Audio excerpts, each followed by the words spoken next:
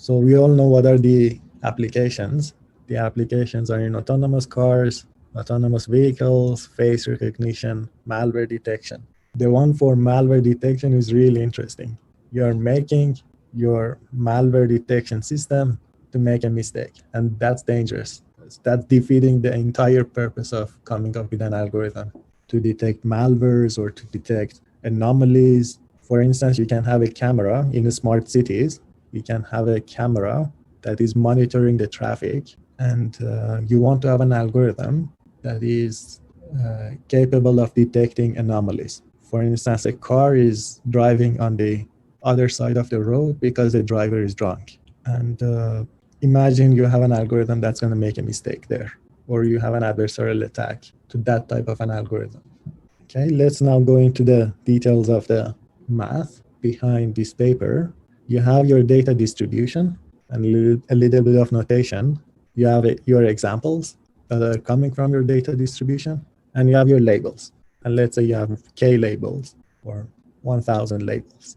You usually have a loss function, which is a function of the parameters of your model and the ground truth, the examples and the corresponding labels. And we usually minimize the empirical risk, which is basically the mean of the loss function over your data. And we know by now that the objective of coming up with adversarial examples is that you take an example X, it belongs to class C1. This is your input. You want to find an adversarial example that is close to X in some norm, but then you want your adversarial example to be incorrectly classified as C2 rather than C1.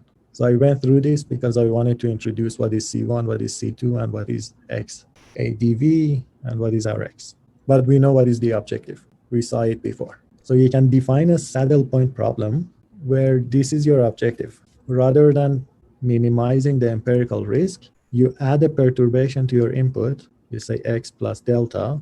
Now you have a delta in your loss function, and you want to do something with it. And a good choice is try to maximize the loss. So this is acting as an adversary. You want to find delta in a set of acceptable perturbations. For instance, these perturbations should be small. And at the same time, you want to maximize your loss. That's the objective of the adversary. And the objective of the algorithm is, in general, is to try to minimize the parameters of our model. And what is S? S is a set of acceptable perturbations. For instance, we want them to have a maximum L infinity norm of epsilon. That's an example. So rather than minimizing that objective function, now we are trying to minimize an objective function that is trying to be robust at the same time. And there is a huge literature on robust optimization. So this is the first paper that is trying to relate adversarial attacks or find a relationship between adversarial attacks and robust optimization. So the robustness here comes because we're looking at the one worst case, like we're looking for the maximum over delta. So it's going to highlight the worst case scenario, whereas before with empirical risk, the one or two worst case scenarios get averaged out. So exactly. So here you don't have any worst case scenario because these are your actual data set. Here you're sort of augmenting your data. We saw this also in the second paper of this series that we covered with fast gradient sign method. With fast gradient sign method, we were coming up with new adversarial examples, and we were then adding that to our data set. We were augmenting the data. Now you can do a similar thing here.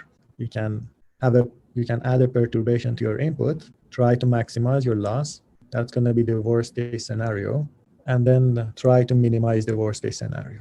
And this way you hope that your algorithm is going to be robust. And is it the case that every single data point X gets its own worst case perturbation delta when we're considering this? Yes, exactly. Okay, thank you. So delta is X dependent. So we came up with fast gradient sign method. We covered it. For fast gradient sign method, we had L infinity. And where is L infinity coming into place now? Coming into the picture? It's coming into the picture when you're defining your S. You want your delta to have a particular L infinity norm, or an L infinity norm of less than or equal to a threshold. That's how you define S. And it turns out that if you try to maximize this objective function, with respect to delta, you can take a gradient step. You can say x plus delta, forget about the sign now. The gradient of your loss is gradient ascent now. So you're taking the step in the direction of the gradient of your loss function to maximize whatever that's inside that objective function. But then you need the sign because you want your perturbation to be inside your S, to be an acceptable perturbation. Because you have a constraint, it's a constraint optimization. You take the gradient, you compute the sign, you add epsilon, and that's going to give you x. So it means that fast gradient sign method is actually a subclass of the saddle point problem. And this is how the algorithm is going to work. A batch of inputs, x is going to go in, and let's say your batch size is 1 for now. So an input goes inside your algorithm, you compute your loss, and then you try to maximize with respect to delta. You can maximize it to the end, do, I don't know, thousands of iterations, maximize it to the end, and then plug that delta inside your objective and then compute the empirical risk. Or you can just take one step trying to maximize this objective. And that's what fast gradient sign method is doing. So is this clear? The idea is that the message is that fast gradient sign method is a special case of trying to solve the saddle point problem. Is this clear?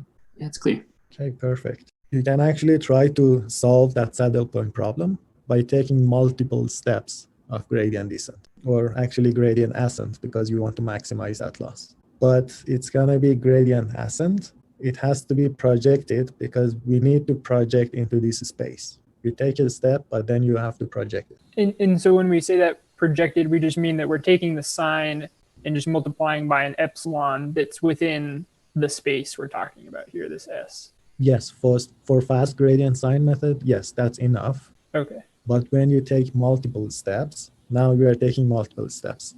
Mm-hmm. You take xt plus 1 as a function of xt. So you're doing multiple steps of gradient ascent. Mm-hmm. Okay. But then at each time or at each step of your optimizer, you need to project it into your space. You want to be near x. And basically, you want your delta to be inside this space of acceptable perturbations, depending on the norm that you choose. So that's the idea. Rather than taking one step, you can take multiple steps. That pi is a projection operator. And what's the x plus x notation for? X plus s Yeah. is just a set. It's going to be x plus delta for all delta in s. Okay. So it's perturbations that are close to x. Yeah, that was a great question. So x plus s is x plus all of the deltas, where delta is in s. So what's the intuition for saddle point problem? Let's say your norm is L infinity norm, and you try to minimize your empirical risk. And that's what you're going to get. And usually you're going to end up with a couple of hard examples, like these stars and that star. Once you introduce a box, because now we are doing L infinity, and x plus s is basically this box that you're seeing. You have x plus delta, and that's going to give you the box. Now we are making the life of our classifier a little bit harder. Rather than finding a simple line, it has to try to find a curve trying to respect those boundaries. I think I'm 1 minute over time. For those of you who have questions, you are more than welcome to stay and ask. And for those of you who want to leave, you can leave. So that's a great question. Wouldn't that line overfit the data? Actually, you're going to have more data. Now, anything that's within these boxes is going to be data, and these are augmented data by perturbation. Can I ask a slightly unrelated question? I was looking at this week this thing called stochastic forward passes, which are just essentially like leaving dropout on during inference to get, and then you produce like a distribution of predictions instead of a single prediction. I'm curious if something like that could be used to protect against adversarial attacks, where instead of just taking your one prediction, you sort of produce a distribution of predictions that maybe, given that these like adversarial images are so close to like they're indistinguishable to the human eye, it seems like that might be effective. I think that's a good idea. You can actually try it and see whether dropout is going to help with coming up with adversarial examples. Is this actually a defense mechanism? But you haven't heard of it being used? I don't think so. Okay, interesting. To the best of my knowledge, I don't know. Okay, thanks. Surush, did that answer your question? Yeah, but it still seems that depending on your training data, even if you're perturbing and augmenting, you may actually miss some test cases, if you have some test cases close to the boundary. Yes, that's going to happen regardless. But this is not an overfit because your true data are still these circles. These are just augmented data, and your algorithm has to respect that behavior after doing the saddle point optimization. Yeah, I guess that makes sense. Any other questions?